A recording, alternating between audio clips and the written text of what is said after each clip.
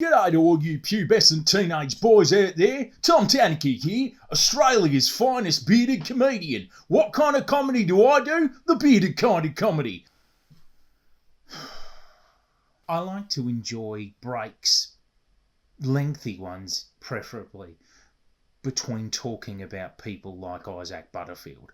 And there's a certain kind of spiritual violence that comes with the torrent of comments you get from the idiots who follow someone like him after you provoke someone like him into responding to you, which is very easy to do. What about you, dickhead? Say you so fucking perfect. How does your single brain work so hard? Last time we got into it with each other, which started out with me rightfully calling him garbage and cringe and bland, he challenged me to come onto his podcast to have a chat with him, to which I responded that he should suck me off. And he also got human garbage and abuser of women Avi Yemeni onto his podcast to talk about me and how bad of a person I am. To which I responded with a very fine video that I'll put in the description. It's called Hard Yakka, in which I do some real tradie work concerning the subject of Avi Yemeni and Isaac Butterfield. So after that, we got a torrent of comments, and I respect the right of subnormal people to have their entertainment forms as well. However, it is a kind of spiritual warfare on one's soul to have to read that kind of thing, and you need to space it out. You need to have your periods of time when you don't look at garbage. But also, I'm not above it. This is what I do. I am a messy bitch and I do live for the drama. But also, it's my job to engage in Gronk watch. It's like the night watch, like me staring over the parapets, watching out for white walkers. But instead of looking for white walkers, I'm looking for white plonkers. And I've thought about this yesterday for a little while. What ultimately is he? He's a plonker. That's what he is more than anything. And it's time for me once more to shit in the mouth of this absolute plonker. Because it's my job, because he has a sizable audience, and because all of those audience are little boys. The most concerning thing is that those little boys are undergoing a kind of ongoing tuition from this deeply suspicious man, in which they're being taught to hate sluts, not my word, his, and to loathe overweight women. And these are very curious things to teach many, many 13-year-old boys. They need to be shown a better way, and they're probably not going to enjoy these kinds of lessons. But sometimes father figures, genuine ones, give you tough love, as opposed to the brand of advice and lessons that someone like Isaac Butterfield is offering, which is a little more akin to the suspicious man hiding behind a rock at the edge of the playground offering you little sweeties. You'd be forgiven for wondering, why specifically now, Tom? Why have you chosen now, after more than a year, now of all times, to get back into it with him? And that's fair. As I've said, it's good for the soul to have breaks between talking about people like this, but also, once you start ignoring human garbage like Isaac Butterfield, you find that they do disappear from your radar entirely. And it's well that you should do so. Because after all, I don't stand up after every dump I take and turn around and look at and analyse and do lengthy commentary videos on every dump that I take. After all, that would make for a very odd YouTube channel, I think. To answer your question, I was on my regular Gronkwatch duties. You choose to look over the wall, you choose to stare into the toilet bowl at Isaac Butterfield's face. And what I found was a recent video concerning overweight women. So I'll include a brief clip from that video.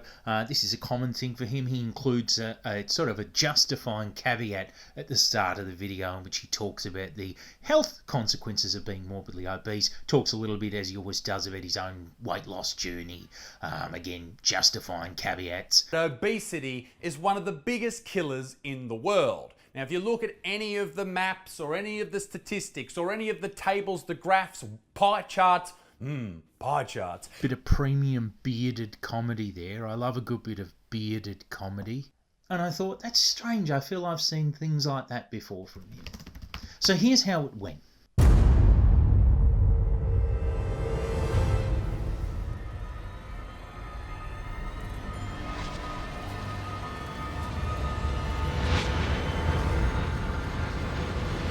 So it's like a regular content pillar for Isaac to talk about overweight women. And after he gets out of the way the caveats, the justifying caveats about how there are health consequences to being very overweight, he then gets into the real business, the only real business he has doing those videos, which is to laugh at the big women. Jesus Christ, look at those arms. They look like memory foam pillows. To just me, am I the only person that wants to just rest my little sore neck into that after a big day in the office or out working hard in the fields or bloody at school? See how nice it can be to me. Hang on a second. Is the house creaking? Like, is that an old house? Or is it just underneath her at the moment going, stop! Oh, I love premium bearded comedy. I love to have a bearded laugh at a bearded man doing bearded jokes during his bearded comedy routine. I'm not interested in Isaac Butterfield's fucking personal life, but I have to say, it's pretty horrifying to think that this adult man has an adult woman partner, probably, I assume, living in the house with him, who sort of, watches him go to work every day to do that kind of shit. I'm just headed out to the shops. What are you up to today, babe? See you later, babe. I'm just going to spend the day making bearded comedy and abusing overweight women. We understand that to generally be all that someone like Isaac Butterfield is capable of, the sort of pointing at women who have a physical feature that you can mock, that schoolyard level shit. That's largely all he's capable of. He's not a very intelligent bloke, and he's certainly not a funny man or a real comedian. But more broadly,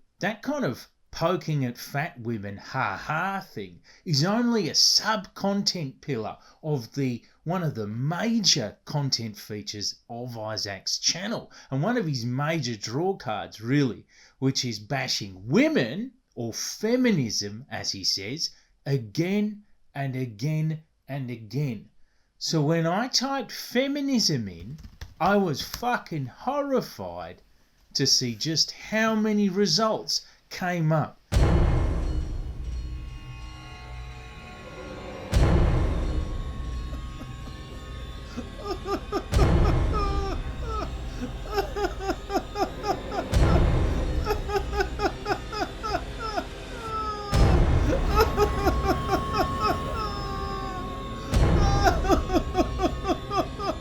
I don't need to break any of them down, because honestly, once you've seen one of this uniformly bland cunt's videos, you really have seen them all. But one thing I have noticed, so looking through a couple of them, is that the language he uses with which he refers to women. Let's have a bit of a squiz. Now let's talk about that big old slut, Belle Delphine. The slut of all sluts. Yeah, sure, you're a big old slut and made cash off being a big old slut, but feminists love big old sluts. Now, if you're someone that watches his videos, this may be a tough pill for you to swallow, but I am going to red pill you right now. And here we go. Come in. Listen to this. Here it is. Well-rounded adult men, they don't call women sluts. That may be hard to accept, but that's uniformly true. But hey, at the risk of starting the bleeding fucking obvious here, let's get this clear.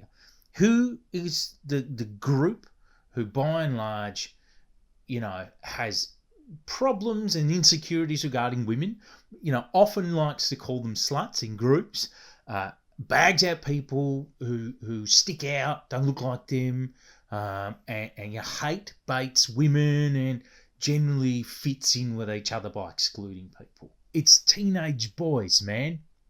That's the code that many young boys learn in school as a coping mechanism, as a way of dealing with all their fucking out-of-control hormones, as a way of getting by when they're insecure as fuck. Teenage boys in school. So the obvious question is, why is this creepy adult man, this deeply suspicious bloke, offering up these weird little boiled sweeties to this teenage boy audience? For one, there's a financial incentive in it for him, and we understand this kind of cynicism when we look at any of the multitude of creep big time YouTube content creators out there. He's pandering to his audience, which I know to statistically be largely young boys. That isn't an assumption. That is a fact. That is definitely Isaac's audience. He won't tell you that, but it is.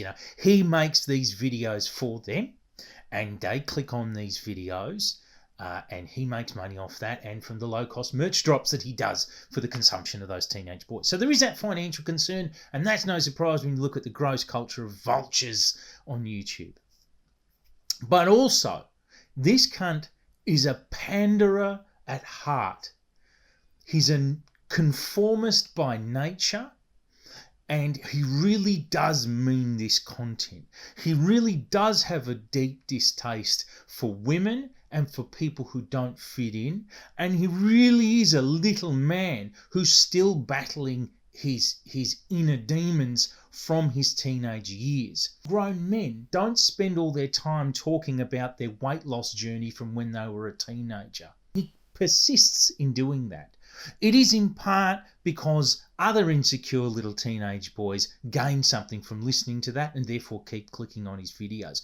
But it is also because he's stuck in the low energy, low vibration, weak source, little man conformist nature that insecure teenage boys are fucking battered about by. Admittedly, when I look at someone like Isaac Butterfield, I see the same weak source energy as every fucking loser, insecure, conformist that I've ever known or come across. These kinds of little men are a dime a fucking dozen, But what makes this person unique and therefore worth commenting on is the size of the audience of impressionable, insecure little boys he gets on board. Again, that makes him worth commenting on. And I do simply want to say to that audience, if you chance across this video, women aren't sluts. Got that? People who don't look like you aren't put on this earth for you to pick on so that you can feel a bit better about yourself by standing up on their shoulders. Okay? 3, if you're associating with people or listening to the YouTube videos of people who seem to make that a prerequisite for you feeling accepted by them, they are shit cunts. Finally, feminism is a big subject. It's a very deep, historical, complex social movement. You could see it simply as just women sticking up for other women. But certainly, you don't need to be a cuck or a panderer to be a feminist. It's the other way around. I'm clearly not a particularly nice fucking guy, and I'm quite happy being a messy bitch and having drama with low vibration shit cunts like Isaac. And I'm also not looking for brownie points from women or feminists when I say that I am one. Being part of or having solidarity with social movements like that, or civil rights or human rights movements like feminism, is part of your own series of principles. And as you get older, if you remain open-minded to things like that, you'll start to learn more about them and you'll improve upon your own sense of justice, natural justice and politics. But only if you stop listening to fucking little men like Isaac Butterfield. G'day motherfuckers, time for my new video, Top 10 Reasons to Hate Fat Sluts from America versus Australia. Time to drop some new merch. It's t-shirts that say, be a good person. Because I don't care how tall the cunt is, or how groomed his little weak sauce GQ ass beard is, he's a little fucking man. You're a little man. It's not that you're short, you're little in the mind and in the heart. Tonight you tried to make a man little whose boots you couldn't touch if you stood on tiptoe on top of the highest mountain in the world. And as it turned out, you're even littler than you were before.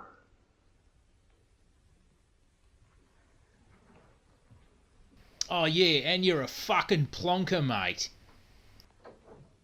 And now that I've shat into the open mouth of Isaac Butterfield once more, I can press the flush button on the toilet and walk away from it without staring into the bowl.